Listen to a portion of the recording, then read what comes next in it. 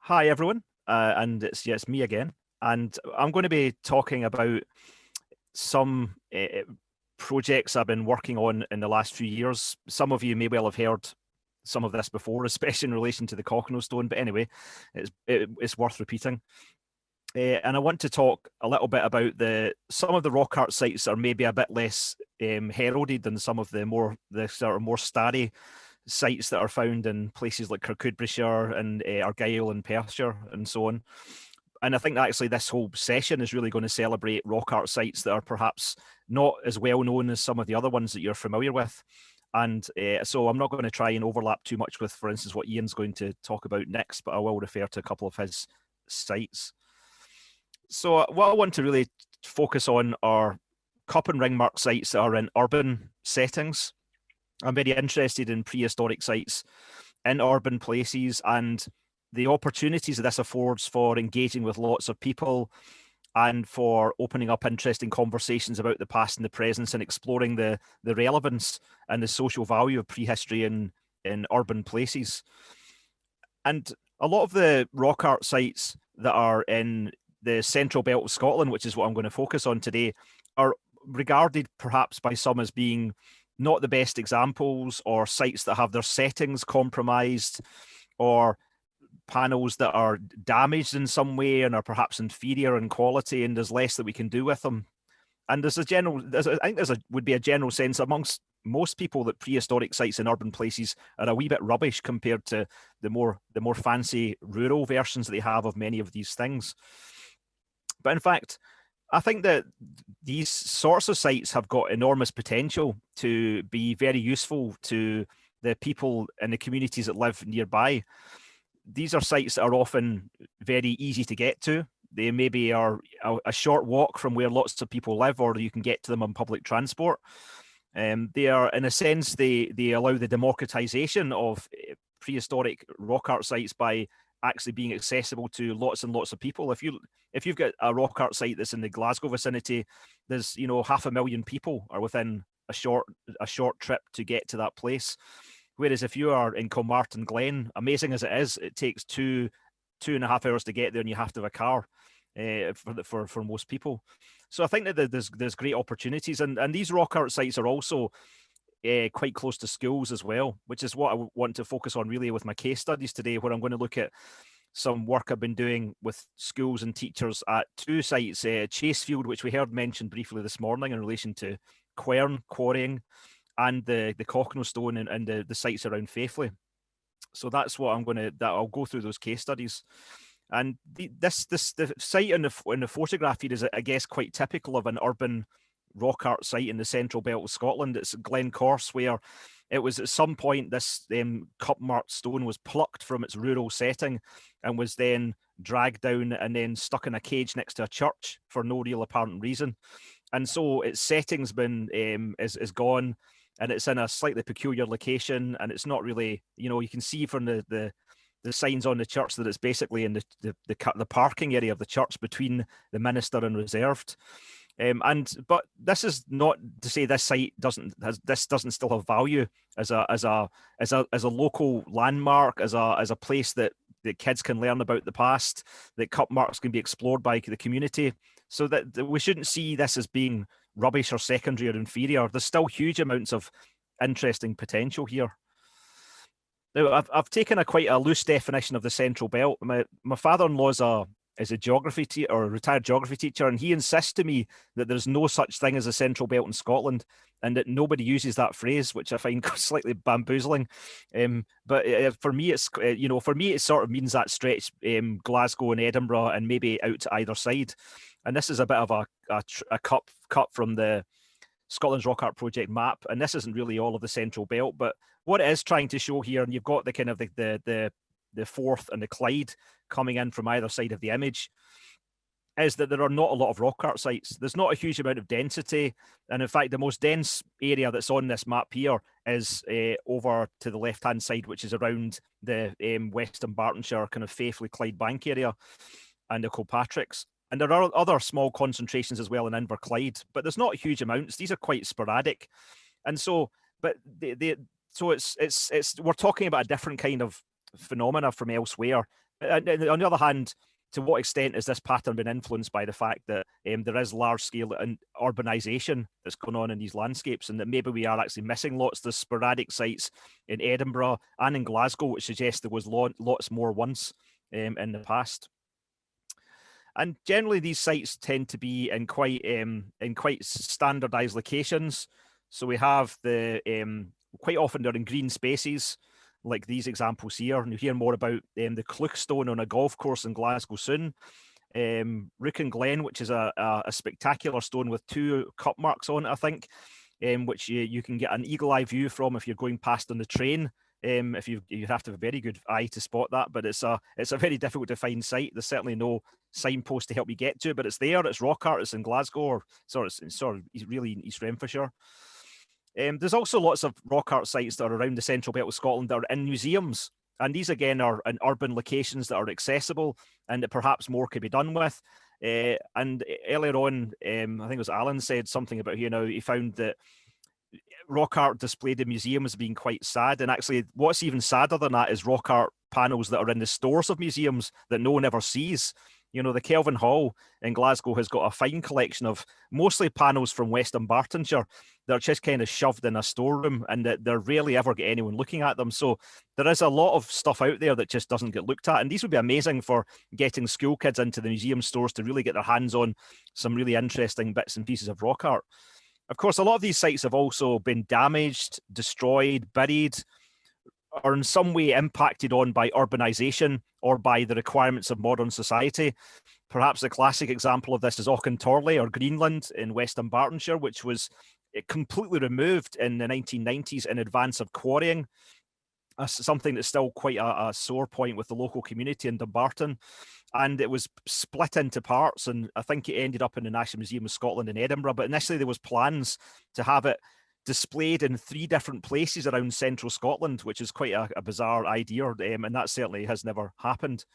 But there's also, of course, the Cocknostone, which I'll come back to in a few minutes, and also other sites in the Faithful area as well, like Whitehill 8, which is shown here on this rather grubby photograph that was taken by Ronald Morris on one of his visits to this area. And this site is now completely invisible because it's buried by a rugby pitch, which was bizarrely built in a park next to Faithful, the West Dunbartonshire, that well-known hotbed of rugby playing. So we've got that sites that have just disappeared, and that's problematic, but also is indicative of the way that some of these sites have been treated by urbanisation. And perhaps the clearest example of that is, let's use the V word here, is the instances of vandalism, damage, graffiti, even fake cup and ring marks, which you do find in central Scotland in various different instances. And on this slide here, there's just a whole selection of places, of instances of people having carved their names onto stones or painted things onto them. And there's also, of course, the potential of things like fires being lit on stones as well, although I think this particular site is a bit of a weird one that probably isn't prehistoric. And the instance in the middle bottom of the slide, which is at the Cocknostone from the 3D scan that we had done there a few years ago, I think shows some potential fake cup and ring marks that have been carved on, perhaps even by P. Gill, whose name is written onto the stone there. And there's certainly some sort of slightly dodgy looking cup and ring marks on a few stones in central Scotland. And lots of paint and graffiti as well. And I don't know whether Ian is going to talk about Craigston Wood, but I've certainly seen some pictures of when they were doing the work there where it's covered in paint as well. So these are sites that are troubled, that are problematic, that are not the ones that are going to feature on HES's brochures anytime soon, but they're still ancient prehistoric rock art sites that have got big populations nearby and there's potential to do exciting things with them. So I'm going to look at a couple of examples of that from my own activities for the second part of this talk. And first of all, let's go to Chasefield, which, as I said, we've heard about today in relation to a potential Querns quarrying site. And this is a site that's really puzzles me, because unless things have changed since I last looked a few months ago, this site is not in Canmore. So for some reason, it seems to have managed to avoid the national recognition of being in that record, although it is obviously a site that's been known for some time, and it's reflected by it being included on a walking leaflet about walks around Bonnybridge. because this site is actually in a it's slightly between Bonnybridge, Denny, and Denny Lone Head, if you know that way especially well. And it's actually fairly easy to find, although there are no signs whatsoever for it. It's a bit slightly off the path. It's quite difficult. It's quite difficult to miss when you actually know it's there. And it's known locally as well, but it's not as yet nationally recognised, although I know it is on Scrap's kind of agenda to get round to recording this pretty soon. So this is a site that I visited because I'd heard about it from a friend who's a teacher who works in Falkirk. And she sort of said, you know, have you ever seen the rock art sites that are near where I live? We walk past them all the time. And then I looked in Canmore, there was nothing there. And so I wanted to follow up.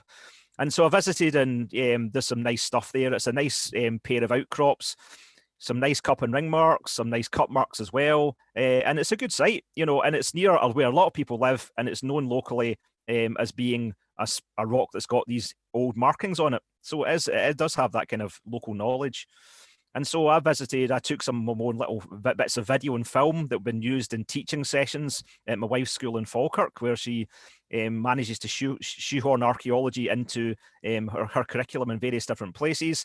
And also had a chance to mess about with some of my more creative urges of arranging things around cup marks. And the bottom right image there sort of shows the context of Chasefield. This is a site, there's lots and lots of glass bottles smashed at the base of the outcrop, which and it's known as a local drinking spot. So again, this is something that is more common amongst urban rock art sites, and it may be, again, it's part of the local mythology of this place. But what we did with the Jan's school was we decided to explore the mythology of the stone in a bit more detail. Apart from the fact of being able to say to people who go to school in the Falkirk area, there's an amazing rock art site, and it's very close to where you live. Some of the pupils even knew about it when they were talked about it. We also wanted to explore the mythology as well. Now, there's this really weird boggy area next to this stone, and you can see it in the picture there, and it's smelly, and it's green, and it's horrible. And I found out locally it's known as Shrek's Swamp, so it's very unpleasant. And the rock art site's just on the other side of the green water. So what we did was we got the kids at Jan's school to write their own narratives, draw their own comic strips about Shrek Swamp. We wanted them to explore what the connection between Shrek and the grotty bit of water and the symbols on the rock art were, and is there a story there? And can they kind of create these stories about the rock art? And this is what they came up with, some really fantastic stuff, you know, showing the rock in lots of different colours, sometimes with Shrek standing on them, you know, kind of connections being made towards it's where local people hang about, drink alcohol. And so it's about trying to get them to engage with a bit of local rock art and to come up with these colourful narratives. And these are kids who are in the kind of the bottom 10, 20% classes. And so to get them to actually come up with narratives, creative stories and versions of this is actually really, really useful for them from an educational point of view. And also it introduces them to a piece of 5,000-year-old heritage that's on their doorstep, which is incredibly important. And hopefully more can be done with this site going into the future. The second example, which I will cover in the last sort of 5 minutes, is the Cockno Stone in West Dunbartonshire. I'd imagine most of you have probably heard me speaking about this at one point or another in the past. And this is an enormous 100-metre square outcrop covered in over 100 prehistoric symbols, as well as over 100 pieces of modern graffiti and various other things on the surface. Notable also for the eccentric contribution of Ludwig McClellan Mann, who in 1937 painted all of the surface of the Cockno Stone in oil paints. And there's a brilliant picture there that Katinka Douglas found in the top right of Ludwig Mann actually with his big paintbrush daubing all over the surface of the stone. And I think this probably empowered people who lived locally to add their own marks to the stone as well. And so gradually more and more people carved their name onto the stone. And also people walked on it, people were setting fires on it and so on. And eventually it was decided in 1965 by the heritage authorities to bury the stone.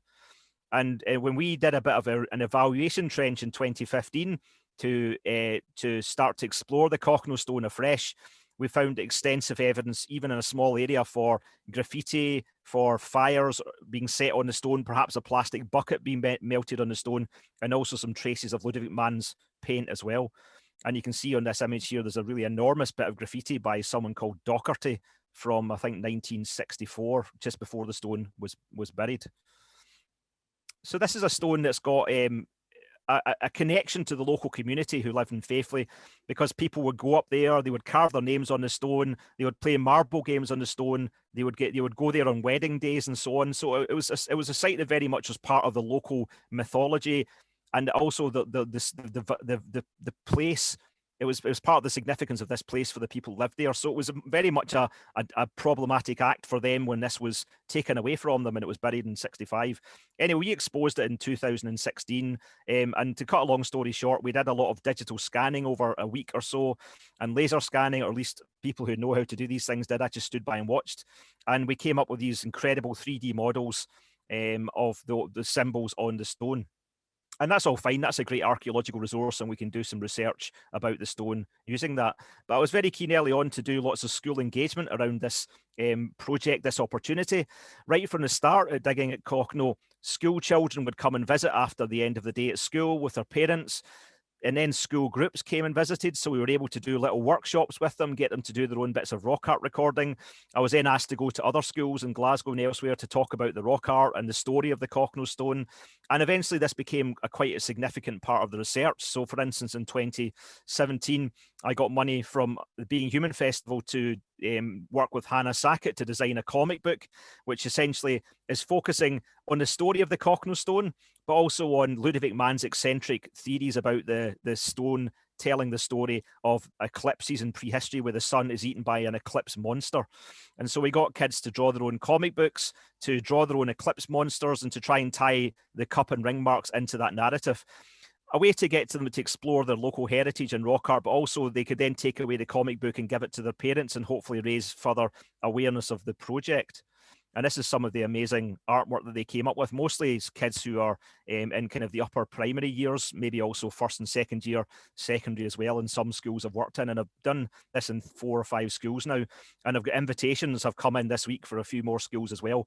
And thanks to the Society of Antiquaries of Scotland, I've got 500 comic books ready to go and to be given away to little children. This is another thing I've been doing, the Cockno stone, where we get kids in playgrounds to essentially cover the playground in pavement chalk drawings of the Cockno stone at 1:1 scale, so you can see how big it is, and then get the kids to draw in or chalk in prehistoric symbols like you would find on in a prehistoric site. But then after that, they can start to add their own symbols and get them to talk a bit about how do we represent ourselves, what do we use to symbolize ourselves in our community, and so on. So kids will put in write their names, they'll put in school logos and all that kind of stuff. And again, it's just a nice exercise just to get them to think about prehistory, but also about identity and symbols as well. And that's something which is a lot of fun, as you can imagine.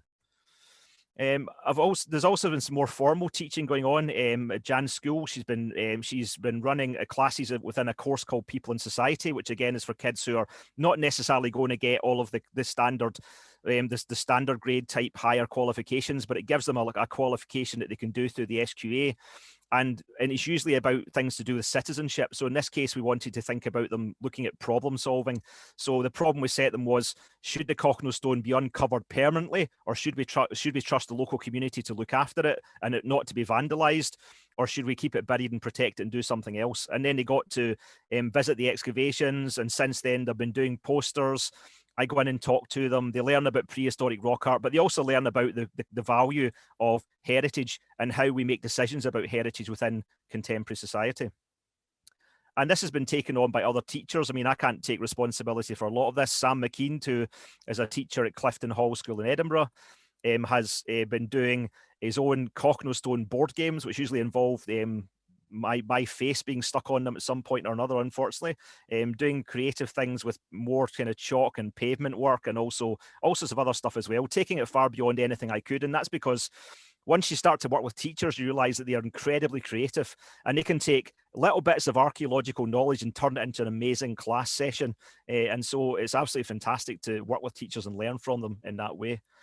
And the final point I want to make is, and this goes back to something that Sally said in the discussion as well that we had just before this, is that ultimately rock art, it can be incredibly powerful.